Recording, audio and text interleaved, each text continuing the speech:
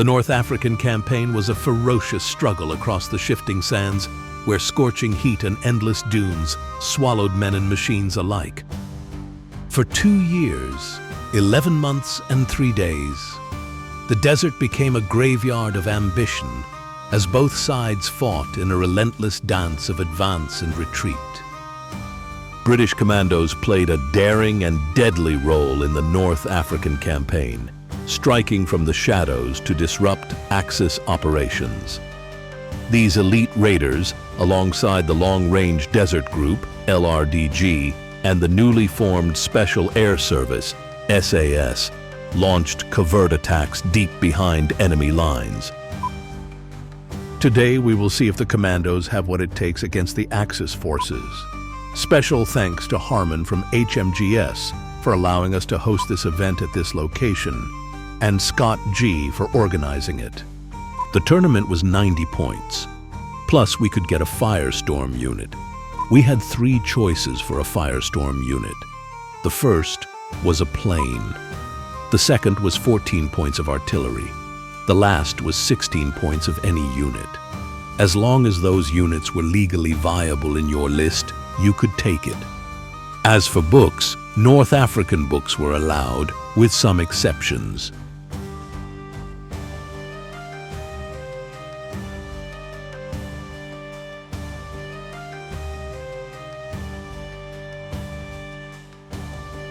The first challenge for the commandos would be to take the nearby town in the rear, guarded by a Fallschirmjäger formation.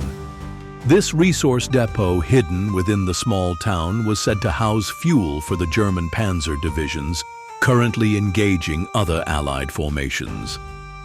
To complete these tasks, the British command had supplied the commandos with some proper armored elements from the 7th Armored Division. Requests for artillery support was issued by the commando unit.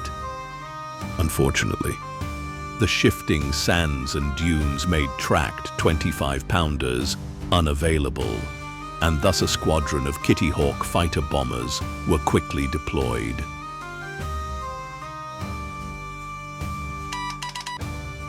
Hit 'em hard!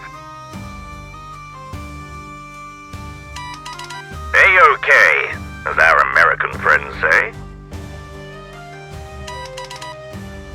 Wir haben noch nicht verloren, Feldwebel. Wir sind die Fallschirmjäger. Kämpft! Haltet die Linie! Weather and the type of sand played a key role in the mission. The commandos were in luck, as the clear skies allowed their air support to arrive undisturbed. However, the sinking sand made it difficult to cross-country dash. This less than stellar advance left the 7th Armored and commandos to be relatively exposed.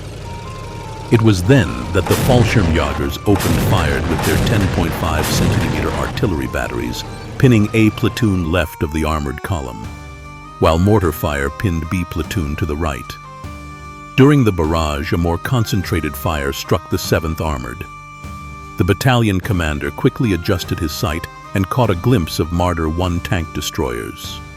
And before he could even issue a command, a volley of fire slammed against the 7th Armored. By God or miracle, they survived, only sustaining glancing hits that were mistaken for penetration. Meanwhile, to the far west, C platoon rushed to the nearby hill for a possible flanking maneuver. A squadron of Honeys sped past them, only to be quickly annihilated by 7.5 recoilless guns. That succeeded in a blitz into a nearby forest. The 7th Armor quickly drove hard right in order to avoid direct fire from the artillery and concentrated all fire towards the Marders, which were now in close range, killing 2 and bailing another. Unsullied by the bombardment, the commandos quickly rushed to the forest, following closely behind the armored elements. A MG-34 heavy machine gun team and a squad from the Fallschirmjäger platoon quickly rushed to a nearby building more west and provided some fire support, while the main bulk of their platoon decided to eliminate the threat to the left, getting out from their dug-in positions. A quick brawl for the hill ensued, but to the Germans' surprise, the commandos, although pinned, got 5 out of 6 hits for their defensive fire. An impressive feat befitting soldiers of their caliber. Here's an excerpt from the German commander. Was? Das ist Schwachsinn!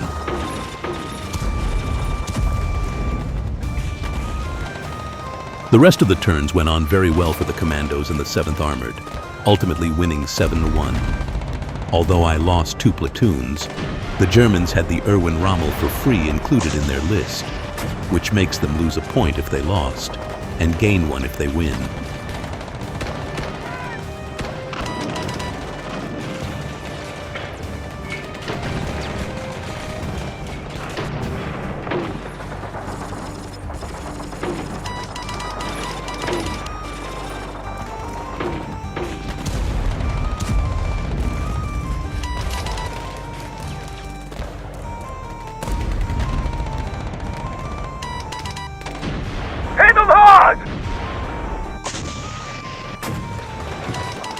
A-OK, as our American friends say.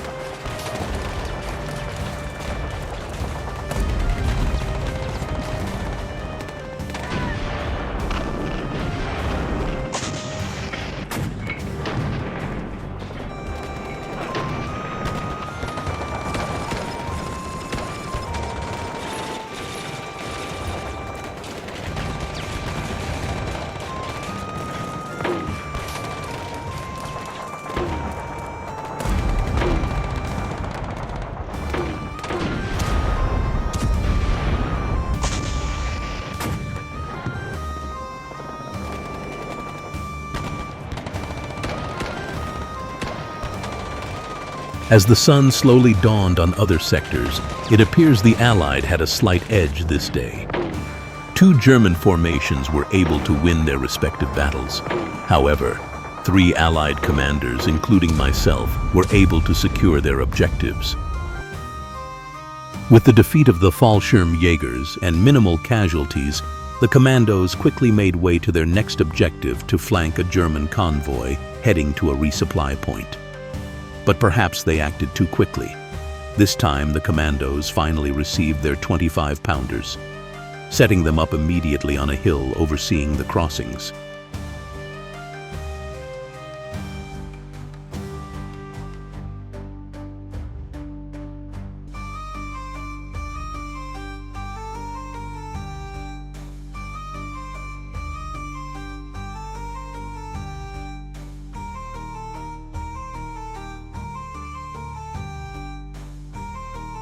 Wir haben feindliche Truppen auf unseren Flanken entdeckt. Kommandant, wir rücken zum Angriff vor. Ein Hinterhalt. Konzentriert euch auf die obere Flanke. Wir werden ihre rechte Flanke zerschmettern. Small firefights broke out, but the commandos never truly gave away their positions.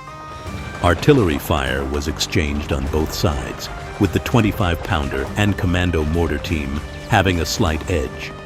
But as both sides slowly had their reserves brought forth from the rear, there was plenty of fuel for the war machine to continue.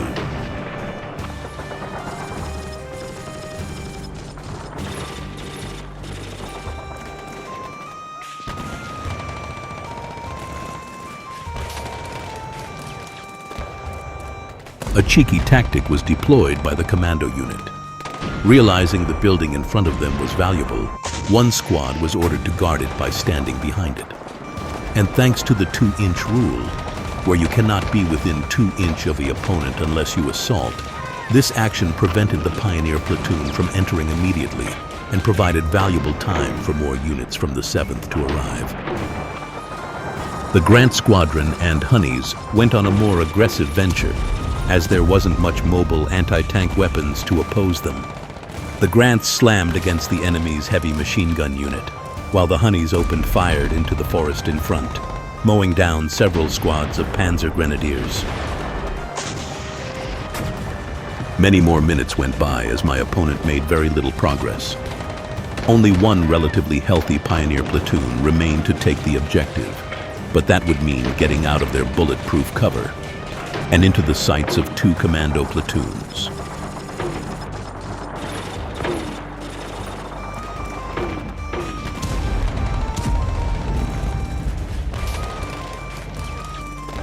The Germans quickly returned fire, 5-centimeter gun teams and Stugs, but little to no avail.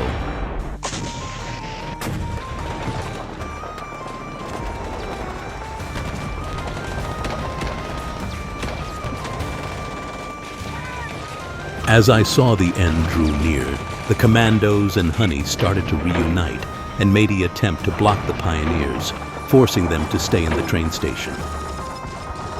The commandos and 7th Armored quickly upped their pressure. The brave tank commander of the 53rd issued an order to take out the Stugs in knife-fighting range. This gambit paid off, as they offed 2 out of the 3 Stugs. Unfortunately, the game ended in a draw. If it continued, I would have won easily, as his heavy machine gun unit, the bottom Panzer Grenadier Squad, Stugs, and mortar team needed to take last stand tests. But he took on average 20-30 minutes on his turn, while I took maybe 10-15 minutes.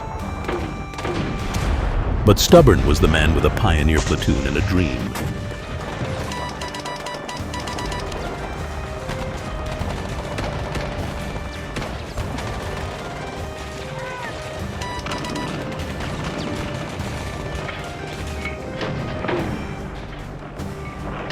Day 2 seemed to stale with little progress, but not to the Americans. 2 American commanders managed to score victory that day, blunting the Germans' attempt to revitalize their lines. Making the overall score 5 victories for the Allies and 2 for the Axis.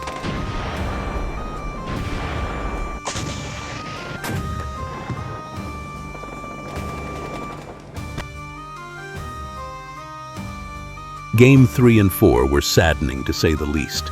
There were not enough German players, and thus I had to play blue on blue, which I disliked, but other factors made my displeasure greater than I would like. In fact, I'm going to ramble and complain. A bit, but I will keep it short. I hate the Firestorm, or at least getting the planes for it. It was too inconsistent. I hate playing against the Shermans. It just outclasses my Grants, and I hated the fact that I was Axis on Game 4, forcing me to take a specific stance that my list wasn't built for. Anyway, that's the end of my ramble. It sucks I didn't win. Maybe that's why I'm complaining.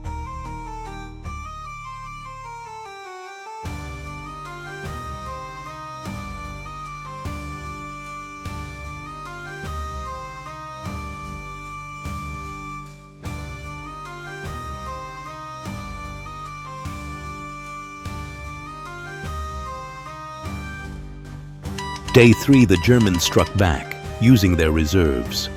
They broke through 2 locations while the small French contingent managed to hold their own with British support.